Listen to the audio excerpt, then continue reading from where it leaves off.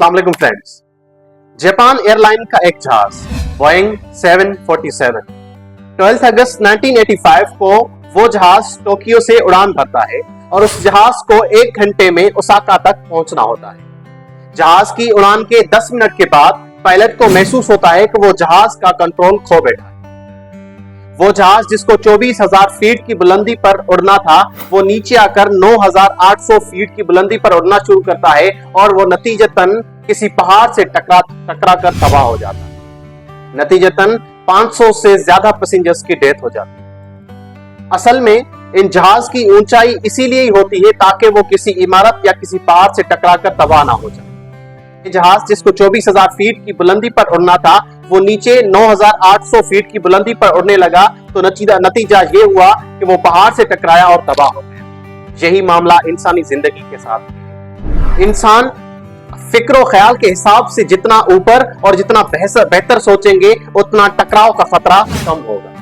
इसी तरह जितनी बराबरी में सफर करेंगे, जितनी बराबरी के साथ चलेंगे, उतना टकराव का खतरा ज्यादा होगा। इसीलिए अपने फिक्र और ख्याल को ज्यादा बेहतर बनाएं और अपने आप को ऊपर बनाएं ताकि आप ऊंचाई मेंटेन कर रख सकें। ना सिर्फ ये में कामयाबी हासिल करने के लिए ना सिर्फ ये और इस तरह के बहुत सारे और तरीके भी। आइए जानते हैं इस वीडियो में। आप देख रहे हैं सलीम द इन्फॉर्मर और मैं आपका अपना अब्दुल सलीम।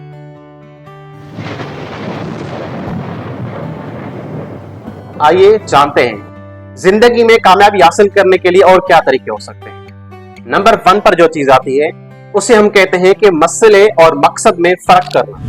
काफी लोग मसले और मकसद को एक ही चीज समझ बैठते हैं, जिसकी वजह से कॉम्प्लिकेशंस हो जाती हैं, जिसकी वजह से वो कंफ्यूजन का शिकार हो जाते हैं। आइए इसको एक एग्जांपल के तौर पे समझते हैं। बात कर रहे हैं इंडिपेंडेंस के वक्त की। एक इंडिया के बहुत बड़े बिजनेसमैन जीडी बिरला, वो अपने उसूल के पक्के होते हैं, जो मसले और मकसद में फर्क रखना जानते हैं। कांग्रेस की एक मीटिंग जो कि बिरला हाउस पे होने वाली थी, उसमें वाइसराय की एक लास्ट स्पीच थी जो कि 10:30 बजे होने वाली। वहां पर सारे कांग्रेसमैन जमा थे, लेकिन पूरे 8 बजे जीडी बिरला साहब उठे और उन्होंने कहा कि मेरे सोने का टाइम हो गया है, और वो चले गए। और उन्होंने ये भी कहा कि ये स्पीच में सुबह अखबार में पढ़ लूं, जिसका मकसद ये है, हमें ये समझना चाहिए कि हमें अपने उसूल पर डटा रहना चाहिए, यानी कि हमने मसले और मकसद में फर्क करना है ताकि हम जिंदगी को कामयाब बना सकें और अपने उसूल पर चल सकें। और नंबर 2 पे जो चीज आती है उसे हम कहते हैं विन विदाउट फाइटिंग। लाजमी नहीं कि हर चीज में आप झगड़ा करो, हर चीज में आप कोशिश करो, हर चीज में आप मेहनत करो। समटाइम्स आपको पीछे हटना पड़ता है, समटाइम्स आपको सब्र करना पड़ता है। चलिए इसको भी एक एग्जांपल से अंडरस्टैंड करने की कोशिश करते हैं। 1945 यूनाइटेड स्टेट्स ऑफ अमेरिका ने जापान को तहस नहस कर दिया। हिरोशिमा और नागासाकी किसको याद नहीं। जापान बिल्कुल तबाह हो चुका था। उस वक्त यूनाइटेड स्टेट्स ऑफ अमेरिका वार तो जीत चुका था, लेकिन आइए कुछ डिकेड्स की बात करते हैं जहां पर यूनाइटेड स्टेट्स ऑफ अमेरिका को $2400 बिलियन का कर्जा चढ़ चुका है। और दूसरी साइड पर अगर हम देखें कि जापान वो मुल्क है जो कि कर्जा दायन बन चुका है, जो कि $240 बिलियन से ज्यादा कर्जा दुनिया को दे चुका है। अगर United States of America war जीत चुका है तो जापान पीस में जीत चुका है। तो इसीलिए समटाइम्स आपको ऐसी जंग भी जीतनी होती है जहां पर असल में जंग नहीं होती, क्योंकि आपको विदाउट फाइट विन करना पड़ता है। नंबर 3 पर जो चीज आती है उसे हम कहते हैं सी मोर बी मोर। ये एक बहुत बड़े सक्सेसफुल आर्टिस्ट है जिनका नाम है मारिया टॉलचीफ। उन्होंने कहा कि जितना हो सके आप जिंदगी में क्यूरोसिटी पैदा करो। क्यूरोसिटी का मतलब होता है कि आप जिंदगी में एक्साइटमेंट पैदा करो, कि आपको ज्यादा पता हो, आप ज्यादा जानो, आपके पास ज्यादा इल्म हो। जिसके पास ज्यादा इल्म होगा वो ज्यादा सक्सेस हासिल करेगा, लेकिन जिसके पास कम इल्म होगा वो ज्यादा सक्सेसफुल नहीं होगा। इसलिए be curious and see more and be more. Number 4 पर जो चीज आती है वो हम सबका मसला है, जिसको हम कहते हैं फियर। अब फियर क्या चीज होती है? 2 तरह के लोग होते हैं इस दुनिया में। एक वो लोग जो कि काम को खतरा समझते हैं, दूसरे वो लोग जो कि काम को मसला समझते हैं।